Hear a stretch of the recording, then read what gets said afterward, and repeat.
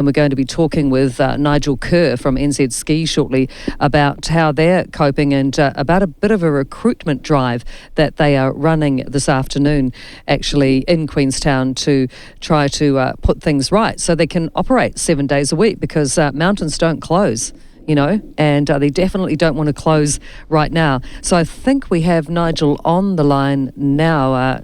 Hey, Nigel, how you doing? Kia ora, Leanne. Kia ora. Kia ora. When I talked to you before, you were talking about something to do with your dog and pork bones. Is that right? What was that about? Look, we've upped his rations and he's feeling a bit more porky, basically, is what we're talking about. We're talking about him, but we don't eat him.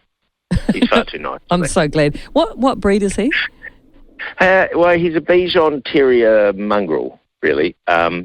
No great breed at all, but a nice dog. Hangs in well trained apparently. Of course. Good company.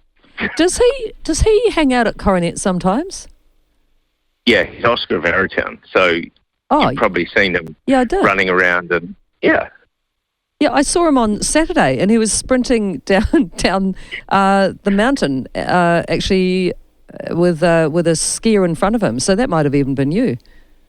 Possibly, yes. Well, I call it blur of fur because he's quite, unfortunately, his breeding isn't that useful. His legs are very short, so they move at a blur. He's so cute. No, people on the chair were going, "Oh, look at that dog! He's so cute." Yeah, well, don't get him too fat, too big-headed. He's going to be just problematic then, Leanne. He will, but no, he's a little. It was nice. It's nice to see him up there loving the snow. You know, as everyone was on Saturday. It's a great. Aren't you in this weird catch-22? So, incredible amounts of snow which have hung around, even though it should have been too soon for June. Things are looking terrific. Yep. But you are really in knee-deep with these staff shortages at the moment. Just tell us how serious it is for you, Nigel. It's fairly knife-edge sort of stuff, Leanne. I mean, every day it's how many staff have you got today, who's off sick. It's not so much that we haven't found enough staff, it's that between the COVID, the sickness, winter flus, and particularly COVID isolation requirements, because all the staff live together in flats, one goes down, they all go down, it's really impacting the number that we can have at work. And, there's some key areas that we really can't drop under. Maintenance got very thin last week. Fortunately, that's built back up again. Right. Ski patrol's another one. Medical services. You think of those real crisis points, but we've closed our rentals workshop for the last 3 days. We have restricted Heidi's out, which you'll know, out at Rocky Gully. That's only a 5-day operation. I don't know when we'll get it to 7 days. We're not even going to bother thinking about the ice bar. So we just have to shrink our breadth of service, and it means that things are moving a little bit slower. Yeah, it's would you say it is the toughest winter that you've experienced? Yeah, and every winter is different and brings its different challenges. This particular winter's challenge is having enough staff, keeping them well enough and healthy enough and able to come to work and enjoy their winter. That's the challenge of this winter. But boy, every winter has a challenge, particularly recently. True, that's right. Yeah, particularly in a pandemic. So I read that the NZ Ski Chief Exec Paul Anderson actually spent Monday working in the rentals department at Mount Hutt because there were 6 staff suffering from COVID or isolating. That's tough. Yes, well, I sympathise with him because I spent Monday and Tuesday morning fitting skis all morning and then shoveling off lift ramps for the afternoon. It was extremely exciting, but really necessary to keep things flowing. And rentals, I think Monday there was only 4 staff out of a normal 11 or 12 were actually well enough to come to work. That's putting a lot of pressure on. Isn't it? And I heard that you anticipated problems, so you employed more staff than usual, right, this year? Yeah, we did, because normally what we do is we look at our staffing and we say, okay, for every 40 hours in a week, employ a staff member. This year we said, that's not going to roll. For every 32 hours that you expect to be worked in your department a week, employ a staff member. So effectively, we went from a 5-day week to a 4-day week thinking that might then step up to 5 to cover sickness. Well, hasn't even come close. It was a nice idea, though. Yeah, sorry, what was that, Nigel? I just missed that last comment you made. Oh, look, the fact of going from 40-hour weeks to 32-hour weeks and therefore having more people on and more ability to cover sickness was a great idea. Yeah. But didn't really work well. But wasn't the, what do you call it, the golden, what's that saying? The fairy dust. Yeah, the fairy dust. Wasn't the magic fairy dust that solved the problem? Yeah.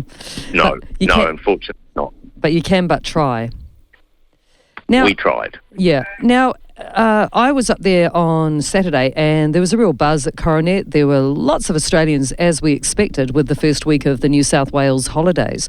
But next week, you've got the double whammy of the Kiwi kids arriving and parents as well. Do you feel that you are going to be severely compromised, or are you optimistic about how it's going to work next week? I'm fairly optimistic, but there's no doubt this next week will be the pressure cooker of the season, because fortunately for the second week of the New Zealand school holidays, the New South Wales are back and it'll be just Kiwis only. But capacity all round will be strained, and also because Kiwis love their cars. So one great thing about the Australians is they're all getting on buses, and you might have noticed on Saturday the car parks weren't full. They were pretty full, but they weren't full.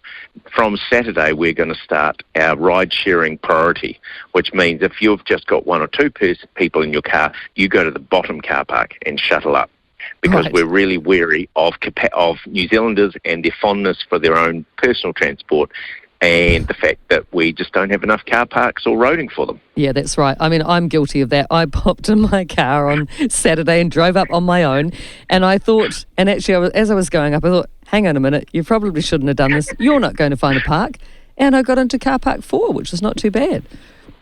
Yeah, because of the Australians. Such nice people, aren't they, really, when you think of it? They are. They're so good because they actually bother. They take the public transport and they do what Kiwis should do, and we're so arrogant and precious about driving up. I know. Why didn't I carpool or something? Ridiculous. I don't have any friends. You can pick up a hitchhiker. Well, I'm sure you've got one or two friends in the whole basin. You could have driven around and picked them all up. I know you could have. I know. But yeah, so it is, well, it's going to be interesting, but now you have got a bit of a recruitment drive on today, haven't you, in your Shotover Street offices? Tell us about that. The Duke Street. Yeah, so we'll look, a reaction to the weekend, increasing levels of business and increasing levels of sickness. I think on yesterday we did a straw poll with 35 staff down. What we've looked at is from 4 to 6 this afternoon, we're having a job fair. Basically, anybody who's looking for work in Queenstown who has a legal right to work in New Zealand, come in, meet some of the team, have a quick talk about what's on. Let's see if you like us. Let's see if we like you. Would you like to spend some time on a mountain, which is covered with snow and is looking beautiful? Mm-hmm. So, hey. Yeah. So surely, so that starts at 4. So you won't really know until later just what the interest will be like. No, we won't. But we're hopeful, because what we've noticed is there are still people, and even some of the working holiday visas, which we weren't really holding out any hope for, are starting to flow through. So there's the odd person out there, and it's an effort to get them now while we need them, ability to have some training lead through this week for next week. Yeah, that's right. Because, I mean, you know, lifties, they do a great job. And you would have noticed it being actually out there on the front line yourself when you had to go and shovel snow, that it must be quite nice for you actually interacting with people at that level rather than being in the office, Nigel. Oh, it's fantastic. And I'm a terrible typist. I've never been a good typist. So really, you know, which is easier for me to do, wave a shovel around or type with 2 fingers? I can tell you, it's not much of a choice. And there's all this lifties too. I mean, all of them are so enthusiastic this year because they're all young. Most of them, it's the first year. They've all chosen to go and spend a winter in the mountains. And my goodness, has it snowed? And wow, it's that white dream. Perfect. Well, that's the thing. It is. And actually, I saw someone up there. It was really gratifying to see someone, one of the staff members talk to one of the lifties, and they were, switching over. And he said, "How you doing, mate? Can you do another hour?" And the guy's like, "I'm having the best day." And I thought, oh, that's really nice, isn't it? That they're loving their work. They're not standing there looking grim. They're welcoming it, and they're probably because of what's happened in the last 2.5 years, I guess. It's just the freedom of being able to work and welcome people back. To travel, to work, to smile. Yeah, it's great fun. So, I mean, the vibe's really good, as you pointed out. But yes, we're really hopeful this afternoon that any spare people in Queenstown who would like to get involved in that mountain vibe do poke their head up. And obviously there's roles both at Coronet, where I am, but also at Remarkables across the valley. We're all in the same boat together. Well, that's the thing. And if you think perhaps that you might be good at one job and maybe you pop along and you realise that, there's actually something else that could be your expertise. I mean, do you need cafe staff as well? You're always crying out for that too? Okay. We're crying. Leanne, any role you can think of, yep. pretty much that's a go. From cafe, rental, retail, guest services, snow sports, lifts. I mean, those are the top of the list.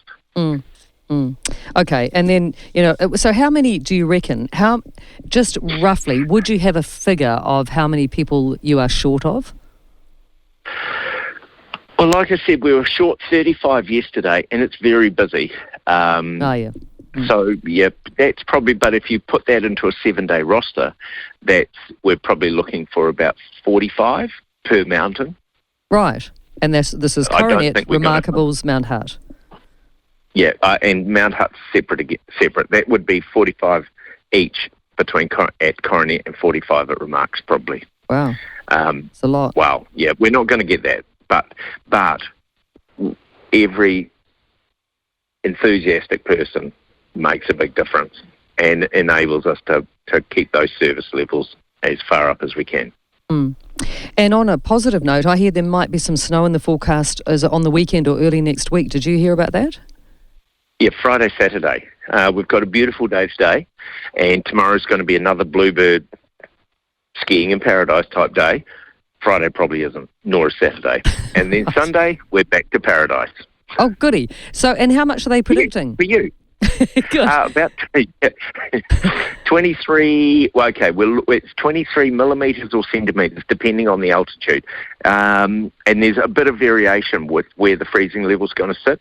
We think it's going to sit somewhere around 1,000 metres, so let's call it 23 centimetres of snow. Oh, good. Oh, very good. And that would possibly be overnight Friday. Could be through the day Friday into overnight and into Saturday. Could be there's a bit of a mess in Friday, Saturday, but don't let that put you off, because skiing powder when it's fresh is so much fun. Oh, I don't know. I find it really hard. I don't know. I think because I haven't done any of that overseas skiing that a lot of you professionals have done. But well, yeah. I mean, that lovely sinking feeling when you're like, whoop, I'm not quite in control here. It's too deep. There's nothing too deep about powder snow. I know. I'm showing my lack of ski experience there, Nigel. But no, I know people live for it in this town, don't they? Powder hounds. Oh, they totally do. And I think they're going to find. And with the base we've got, 23 centimetres of snow will feel bottomless, and you'll be skiing everywhere. And that's just the peak at its best. So it is. They live for that as well. It's magic, isn't it? Yeah. Oh, it's the speed. Yeah. And the other thing is, like, just finally to summarise, so 75 years old, Coronet Peak ski field this year. Yeah, I know. We've got a lot of history. She's a grand old lady now.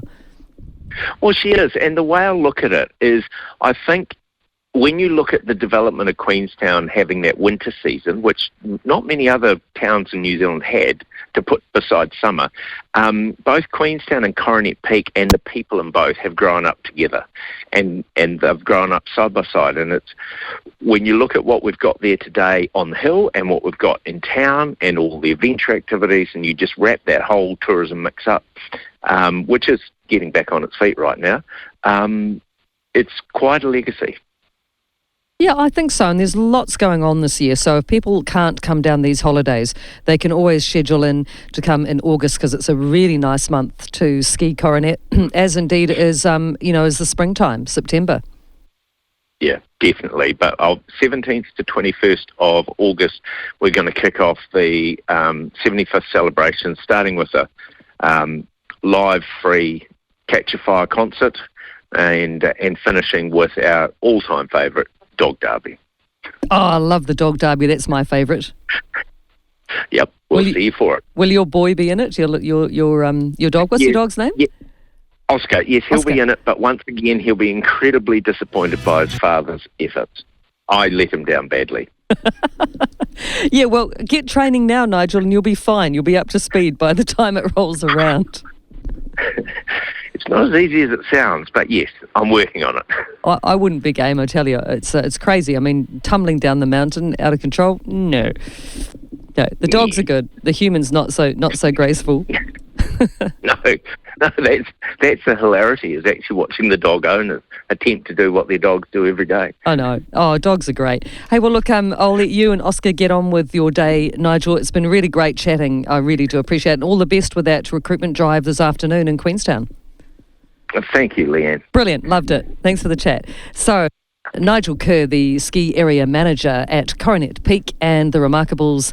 And yes, this afternoon from 4 o'clock, they will be asking people to turn up to their shot over street offices and get amongst it this winter and fill some of these positions. 45 jobs going at Coronet, 45 at Remarkables. They need people. If you're interested and you're listening, get on down there and be a part of this epic snow winter.